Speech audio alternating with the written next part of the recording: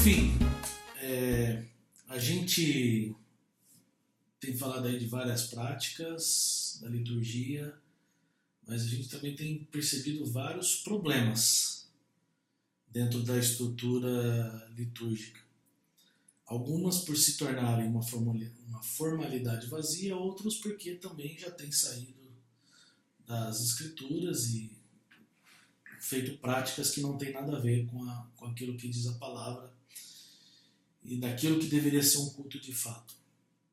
Como é que você enxerga esses perigos e quais elementos que você vê que hoje estão sendo negligenciados? Por exemplo, a gente até falou alguns, né? A questão da oração de confissão de pecados. De fato, eu vejo muitas igrejas hoje que não fazem oração de confissão de pecados. Eu gosto quando essa prática é no início do culto, por exemplo, porque é a hora que você abre o seu coração e prepara para poder cultuar. Mas muitas igrejas abandonaram, outros na má administração dos sacramentos ou na ausência de dízimos e ofertas. Hoje, se você olhar para muitas igrejas, elas, por causa de fato de muitos escândalos que aconteceram, abandonaram também a prática do recolhimento de dízimos dentro do culto. Não que a igreja abandonou a prática, mas não está inserido mais no culto. Um outro ponto que eu vejo que muitas igrejas já abandonaram é a bênção apostólica no final. Muitas igrejas já não dão mais bênção. Como é que você vê essas práticas que hoje estão sendo negligenciadas e seus riscos de introduzir outras práticas ou de também estar se tornando uma formalidade vazia? Um dos perigos que nós encontramos estão contribuindo para a direção da liturgia não foram adequadamente preparadas. O pastor ou o líder da comunidade precisa sentar-se com estes irmãos e estas irmãs e doutriná-los teologicamente e praticamente sobre o significado do culto. Sim. Assim, algumas ocasiões, quando ocorre aquele bloco de louvor, se torna como um pequeno culto dentro do culto. Alguém lá já lê um texto bíblico e já faz uma pequena exortação, no meio, entre uma canção e outra, alguém daquele grupo faz uma oração, é como se fizesse um culto dentro do culto. Então, estes irmãos e essas irmãs precisam de uma orientação adequada, exatamente para que saibam o lugar deles na condução da liturgia. E nós temos algumas coisas que se tornaram já tradição dentro deste novo padrão de culto. Na maior parte das igrejas nas quais você tem cultuado a Deus, você encontra um bloco de cânticos com 3 cânticos, não é isso? Isso. Virou tradição, aquele bloco de 3 cânticos.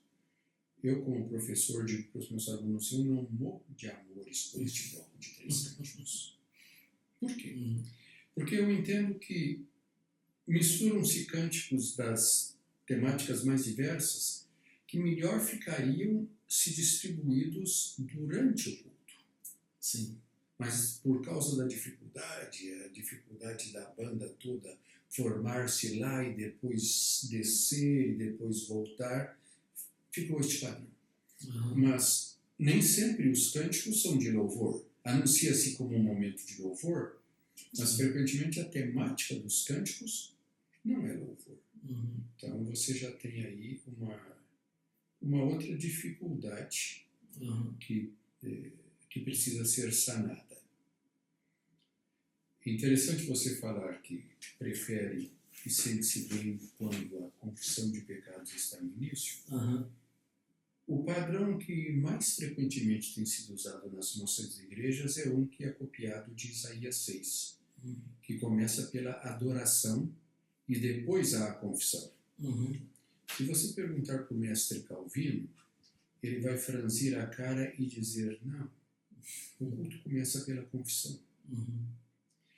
A liturgia calvinista tem a seguinte frase de início: Calvino subia ao púlpito e quase sempre usava o mesmo versículo. O nosso socorro está em nome do Senhor que fez o céu e a terra. Sim. Que cada um, no seu coração, me acompanhe nesta oração de confissão de pecados. Era o elemento que vinha logo a seguir. Após aquela sentença da Escritura, vinha uma grande oração de confissão de pecados. Depois que vinham os salmos, depois que vinha a pregação, mas era a confissão que estava ali no início.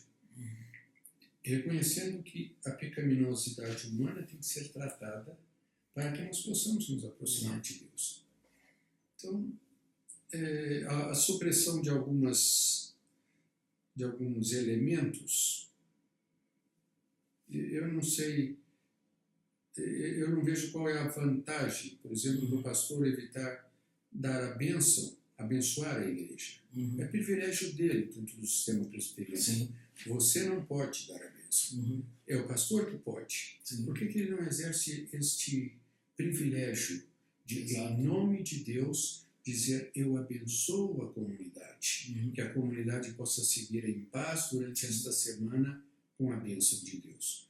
Então, algumas coisas que são excluídas e parece que não há uma razão muito concreta para isso.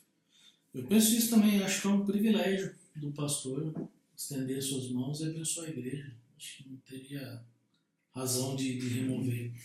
E a respeito da confissão de pecados, eu sempre acho que quando a gente começa, a gente está preparando o nosso coração também, examinando a gente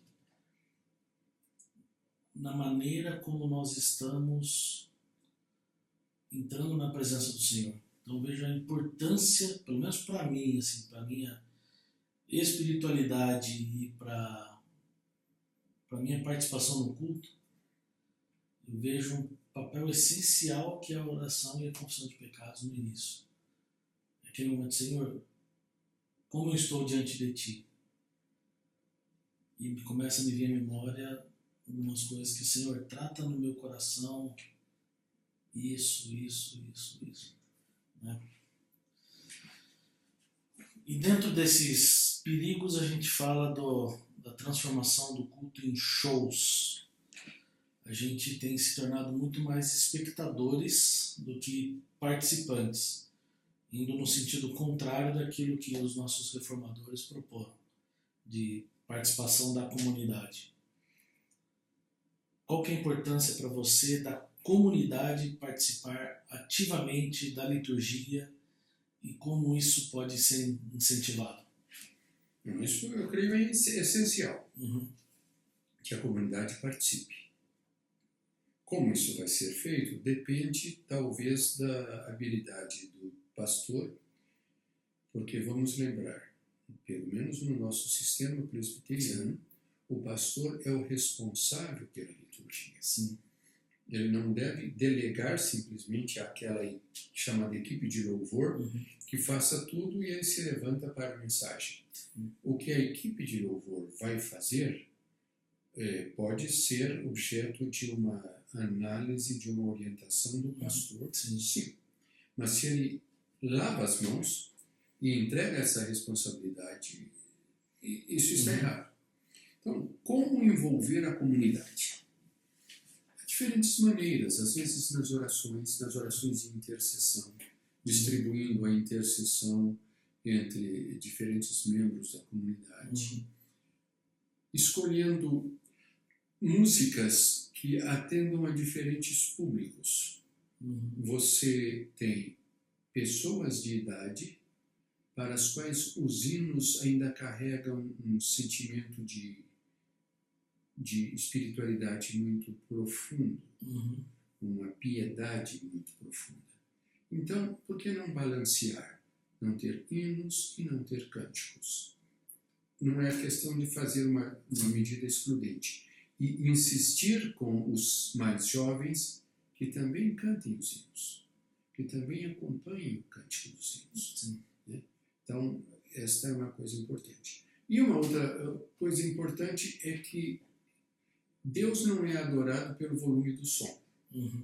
Então, a tecnologia não produz piedade. Se o volume dos alto-falantes, das caixas de som, está muito alta, ela na verdade pode ser prejudicial e pode causar danos à audição dos crentes, Sim. que daqui a alguns anos se tornarão clientes de otorrino. Eu até brinco dizendo que se você está indo para a medicina, uma especialidade que você pode escolher é otorrino, porque a quantidade de surdos e surdos precocemente está aumentando. Ainda mais hoje, né? Fone de ouvido o tempo inteiro. O otorrino vai ter uma boa renda aí no futuro. Sim.